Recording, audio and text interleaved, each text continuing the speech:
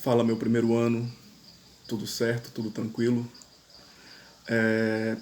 Como nós sabemos, segue aí pelas orientações e recomendações das grandes instituições de saúde mundiais que o isolamento ele permanecerá, né? E para evitar maiores prejuízos educacionais, maiores do que nós já estamos enfrentando, a instituição segue com aulas online, segue pensando aí na interação, mesmo que virtual, desse novo método de ensino e aprendizado que todos nós estamos nos adaptando, e desde já eu peço desculpas ou qualquer tipo de falhas que possa eventualmente existirem aí nos meus vídeos. Não sou um bom editor de imagens e, enfim, dessa maneira, pensando nesse aparato intelectual, para que vocês passem essa quarentena seguindo as aulas, fazendo suas atividades e pensando que tudo isso vai se normalizar futuramente, que tudo isso vai ficar bem. Nós voltaremos em breve a estarmos no ambiente físico, certo? Sempre lembrando que é fundamental mantermos aí as orientações, as recomendações de especialistas, né, de ficarmos isolados, de cuidarmos da nossa higiene pessoal e etc. Ok? Então, meus alunos, as últimas aulas presenciais que nós tivemos, falamos sobre os povos pré-colombianos, né?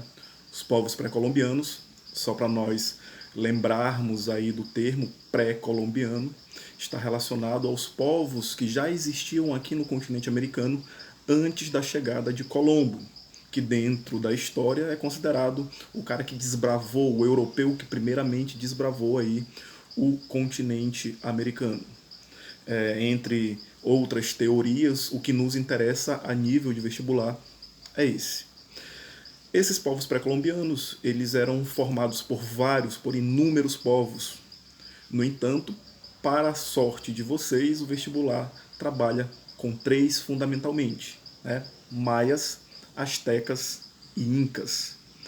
Nós, em outra ocasião, nós já trabalhamos sobre os maias, certo? E hoje trabalharemos sobre a civilização asteca. Bem, sobre origem e localização dos astecas. A origem dos astecas ela é um pouco indefinida. Não existe um teórico que possa nos afirmar com maior veemência qual é a origem de fato. A teoria mais aceita é de que foram formados a partir de povos vindo do norte do continente americano. Se nós pegarmos aí o mapa do continente americano, nós vamos ver que a região norte, a parte norte do continente americano, é formado ali por México, Estados Unidos e Canadá, né? Então, de uma migração que veio do norte, ou seja, da parte de cima para baixo, nós vamos ter como é aceito, a teoria que melhor é aceita, esses povos que deram origem aí à civilização asteca, certo? Localização.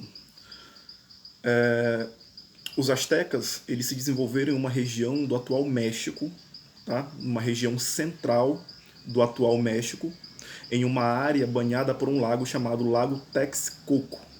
Ali vai se desenvolver a civilização que veio a ser chamada como astecas, né? A partir dos mexicas. Veja bem, diferentemente dos maias, como nós já vimos, os maias eles não formaram um império, eles não tinham um governo central, não existia o imperador maia. Inclusive muitos historiadores gostam ali de relacionar a composição, a configuração da sociedade maia com os gregos. Os gregos, existiam as sociedades, as cidades-estados que eram independentemente políticas, uma das outras. Tá? Os maias, dessa mesma maneira, tinham cidades independentes. Entre os astecas, nós não vamos ter isso. Primeira grande característica da sociedade asteca. Ela formou um império, certo?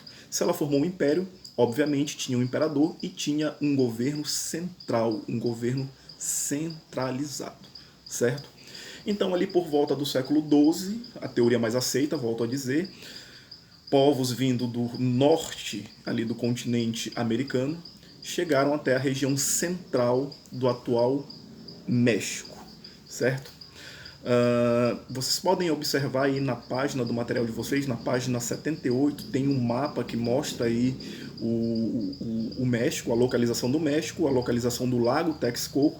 Vocês podem observar que é ali naquela região que surge o que nós classificamos hoje como sociedade asteca, certo? Bem, por volta de 1325, foi fundado ali nessa região uma cidade que veio a ser conhecida como capital do Império Azteca, conhecida como Tenochtitlan, tá? Como eu falei para vocês, era um governo central. Se é um governo central, precisa de uma capital, precisa de um centro desse governo. E o centro desse governo é Tenochtitlan, capital dos astecas, certo? Os povos vizinhos, os povos que estavam ali naquelas redondezas, eles eram capturados, e a captura desses povos vizinhos tinha dois sentidos. Ou eles seriam escravizados, ou eles seriam obrigados a pagarem impostos. Vejam, essa escravização poderia ser no sentido de trazê-los para serem utilizados como oferendas, certo? As oferendas que, assim como os povos maias ofereciam pessoas aos deuses, os astecas também partiam desse mesmo princípio, certo? Então vejam, nós temos então aí a origem, povos vindo do norte, a localização atual México, centro do México, região central do atual México, próximo ali ao lago Texcoco, certo?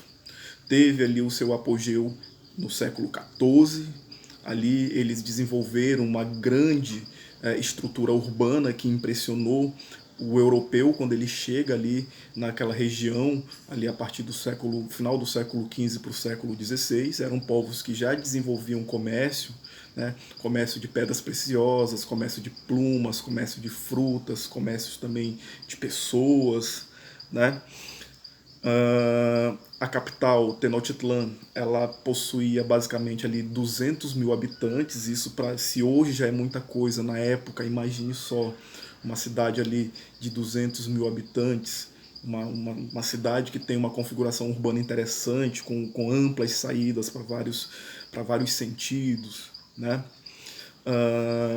Como era, por exemplo, a sociedade, como estava dividida, como estava estratificada a sociedade asteca. Bem, os astecas, como eu já falei para vocês, era uma sociedade politicamente unificada. Nós vamos ter ali um governo central, uma centralização política na mão de um imperador.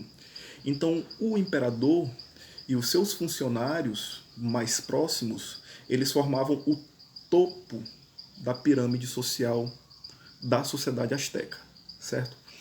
Logo abaixo, nós vamos ter duas classes que vão ter basicamente as mesmas, como eu posso dizer, o mesmo grau de importância, com destaque um pouquinho melhor para uma delas, que são ali os sacerdotes e os militares.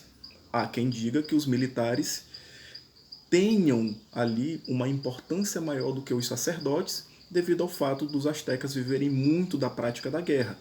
Vejam, é por conta da guerra que eles irão escravizar os povos vizinhos. Através dos povos vizinhos, eles terão o quê? Maiores tributos para que a capital e a sociedade asteca, sobretudo a sociedade asteca como um todo, tenha ali os seus privilégios, certo? Então nós vamos ter uma sociedade distribuída da seguinte maneira: o imperador e os seus funcionários, logo abaixo, militares e sacerdotes. Ali, por mais ou menos em uma terceira camada, nós vamos ter os comerciantes. Logo abaixo, nós vamos ter os artesãos e alguns soldados de patentes baixas, tá? Esses soldados de patentes baixas, inclusive, eles poderiam ser recrutados de povos vizinhos que eram ali subjugados pelos astecas. E por último, como quase em todas as sociedades aí, tanto da antiguidade, enfim, nós vamos ter os escravos, né? Como esses povos eles sobreviviam, como era a economia, eles se alimentavam como? Eles viviam basicamente da agricultura, apesar de uma desenvolvida atividade comercial.